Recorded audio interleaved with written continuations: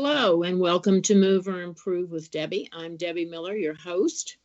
And one thing that I have found interesting in this today's market is it seems like everybody and his brother is moving to Florida. Now, there's nothing wrong with that. Don't get me wrong. I love Florida, but I'm probably not going to go down there to live for a variety of reasons, but it doesn't stop me from thinking about it. And I've helped many people over the years sell their homes and move to Florida. And many people I know are thinking about it, but they're not sure. So I want to just talk about some of the pros and cons of living in Florida. Why would somebody want to move there? Well, majority of the year it's sunny and warm. Yeah, it's got humidity, but you deal with it. There's no state income tax. The beaches are fabulous. Life is literally a beach in Florida. Residents have access to some of the world's best and most beautiful beaches right outside their doors. I mean, these are award-winning beaches. Sarasota's Siesta Key. I mean, that sand is like powdered sugar. It's just beautiful. It has been named the #1 beach in the U.S. by TripAdvisor. Several years in a row, it's been #1. There's Clearwater Beach, Pensacola Beach, Delray Beach, Panama City Public Beach, Grayton Beach, St. George Island. I mean, there's many. Everywhere you turn, you can find a pretty beach. Another thing I like is there's plenty of cultural diversity. Throughout the state, you'll find people of every age, religion, and background imaginable. Make it one of the greatest melting pots in the country. In addition to those who are born and raised in Florida, many residents include snowbirds and transplants from different states who they moved for the weather or a job, or they don't want to pay the high taxes where they currently live. And given its coastal location, Florida also attracts a large Latino population. The state's diversity is without a doubt one of the reasons why Florida is such an interesting place to live. And go to Ybor City and have some really good Colombian food there at the Columbia restaurant, Cuban food. If you're local and you live there, you get discounts to a number of attractions like Walt Disney World, Breakers Resort in Palm Beach.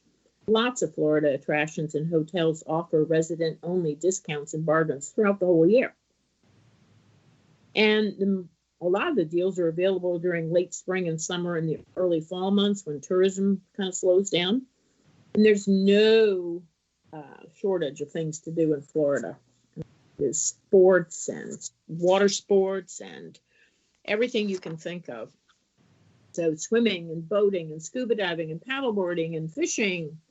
And it's just, you can go to Universal Studios. There's nothing you can't really do. And, you can go as far as Key West and then up to Jacksonville. So another plus to living in Florida, it's not going to break the bank. If you're looking to get more bang for your buck, in terms of housing and day-to-day services, Florida may be the solution.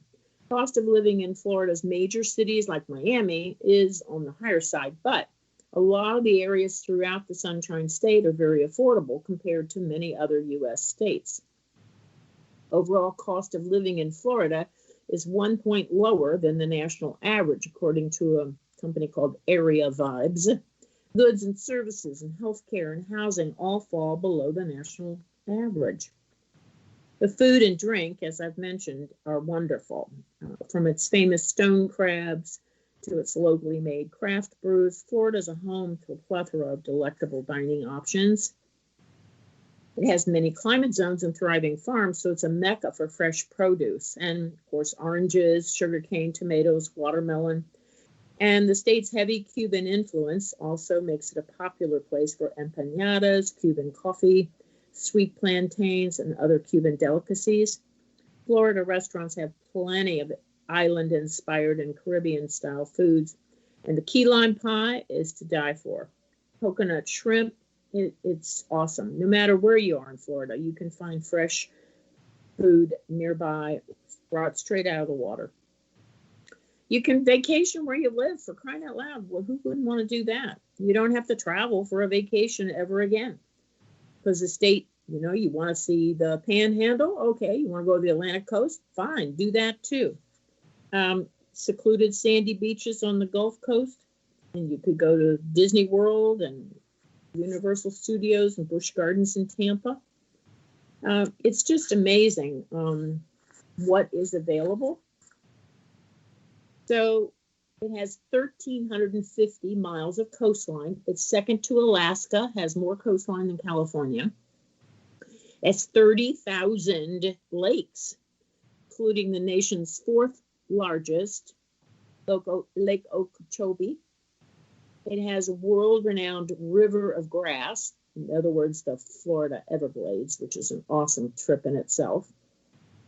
It has the most artesian springs and spring-fed rivers on the planet. It has 26,000 miles of river, including the 310-mile St. Johns River. It has 663 miles of beautiful beaches. It has Tampa Bay, Biscayne Bay, and of course, who could forget the Florida Keys.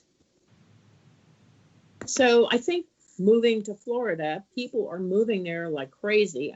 They're so fed up with either higher taxes or cold weather. So it makes the market in Florida totally crazy. I have a friend who's a realtor down there, and she held a place in Tampa open over the weekend, and she got 15 offers over 2 days of showing it, and it went $45,000 over the list price, and that's not unusual. So it's crazy. So be prepared if you're going to go down there and want to buy something. Even if you're a snowbird and you just want to rent for a while, you have to look ahead and get your favorite spot. It's just, that's the way it is down there right now. So are people going to leave eventually because they can't handle the heat and the humidity? Well, snowbirds might tend to stay a couple of years and then they just can't handle the heat and they have to move and they go back up to someplace that's a little more temperate climate year round, and that's okay. But there's a lower cost of living and you can enjoy more and you stretch your dollars. The tax burden is lower, as I said. It's one of 7 states that doesn't have an income tax. There's no estate or inheritance tax. No, your Social Security and pensions aren't taxed. So IRAs and 401ks, nope, no tax. If you're living solo by yourself, widows can receive a credit on their property taxes if they never remarried. And there's a homestead exemption for those who maintain a primary residence in Florida. Check the property taxes, though. The money to run the state has to come from somewhere. So your property taxes may be higher if you have a big house. But you can choose urban or rural living. I mean, if you like big city excitement like Miami or Tampa or Jacksonville or Orlando with its tourists, that may call to you. You may have to decide which lifestyle you like more. So don't necessarily pin yourself down to one location. You may want to try out a few before you make your final decision. And you can rent an Airbnb or stay in a condo for a while or stay with friends, but you want to stay for a while so you can travel around the state and see the different places that you think appeal to you. Places like Ocala that are not as hurricane prone, that may appeal to you if you don't want to have to deal with the hurricane damage. And you need to prepare for flood insurance. There's different things that you might not have to pay for where you live now. There's good medical care for an aging population. There's well-funded cancer treatment centers, major university teaching hospitals, and a myriad of medical centers available throughout the state. So don't be afraid to donate your heavy coat or your winter gear. Yeah, it does get cold. I know people who wear sweaters when it gets below 70. And some nights can be a little bit on the chilly side. But most of the year, you'll be in flip-flops and sandals, so you'll save on money. It's hard to become bored in Florida. With the theme parks and the lakes and the rivers, you can grow lemons and oranges and grapefruit in your backyard, assuming your HOA allows it. And I can guarantee you another advantage is you'll never, ever get tired of watching the sunsets. They are beautiful. You need to decide, as I said, which region of Florida interests you the most as you decide where to settle down. Each of Florida's metro areas has its own vibe. North Florida has rolling hills and countryside, and not the Rocky Mountains, but you do get a more hilly terrain there. But Key West and the other Florida Keys are laid back, chill out locations. Orlando is heavily under the influence of tourism because of Disney, Universal Studios, and other attractions. So there is bumper to bumper traffic, but it's a good place to buy an investment property if you want to rent it out. Orlando is centrally located, so enjoying the beach requires a drive. Miami's high rises and South Beach nightlife may appeal to you. And Miami feels like New York City moved to the Caribbean. Miami is experiencing changes as New Englanders move there to escape higher taxes. Naples on the Gulf Coast is one of the wealthiest cities in the U.S., and it is gorgeous. Got great shopping, beautiful beaches. The Atlantic coast has swanky Palm Beach with great shopping. It's known for glitzy estates and beautiful beaches, including sandy Palm Beach Municipal Beach.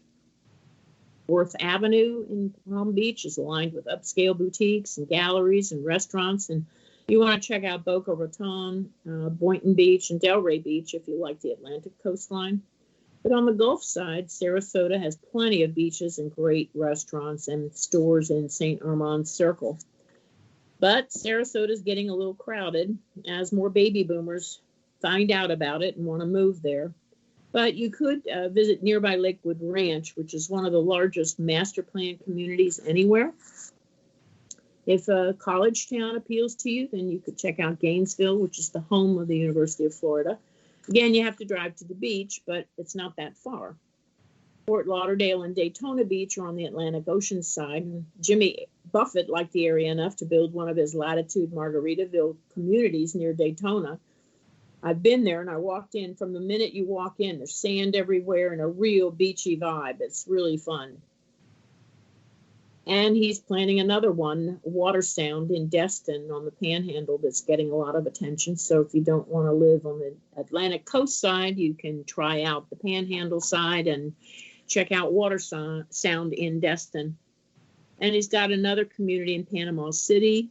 Jacksonville is becoming more desirable due to its large size and cosmopolitan lifestyle. It's near the beach, and then there's lots of entertainment and restaurants and shopping. I love Tampa myself. The Riverwalk is a great place to relax or run, and the restaurants and year-round activities abound.